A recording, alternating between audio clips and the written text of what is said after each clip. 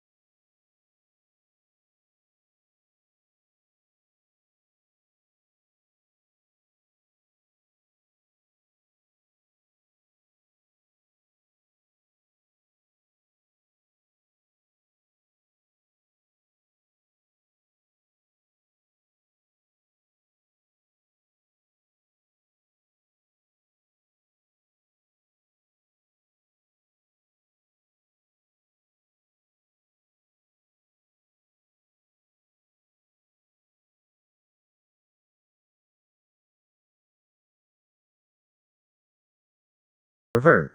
Naintindihan ko totally ang nararamdaman niya, yung rage, I understand that. Sobrang masakit para sa isang ina ang mawalan bigla ng anak. Di ko rin kakayanin, she said. Pero sana naman may balance ang act, maging reasonable tayo para di tayo makasakit ng mga inosente at makapagbiktima ng ibang tao. Let's not put innocent people in jail. The singer also said that the truth is on their side.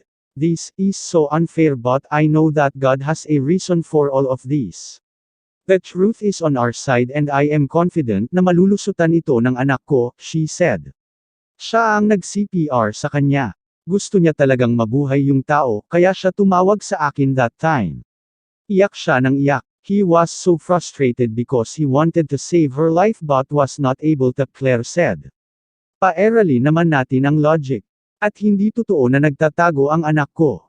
From the start, andyan lang siya following police advisory. At ano yung case na provisional na kinitil at pangmumulest siya ngayon ko lang narinig yun. Together with our lawyer, I am here to support my son. She added. Ayon sa anak ni Claire noon. Bakla po ako. Hindi po ako nakipagtalik sa babae, never in my life, he said. Samantala, matatandaan natin ayon sa hula noon ni Rudy Baldwin nakasaad ito kasama ang magaling at actress na singer, basahin natin. Huwag niyong pangalanan dahil wala akong nilagay na name, baka ang mga taong sinabi niyo ay sila pa ang mahabang buhay, imposible can happen anytime.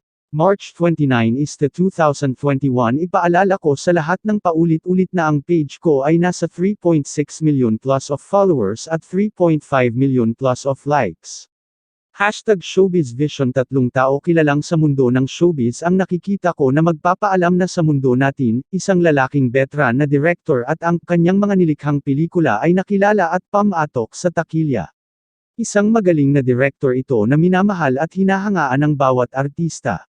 Hashtag ang isang sikat na artista ay babae, matawag kung kahit saan mo siya ilagay sa larangan ng showbiz ito ay kinagiliwan ng lahat at minsan ay ginagamit sa pag-TikTok ng ibang mga vlogger.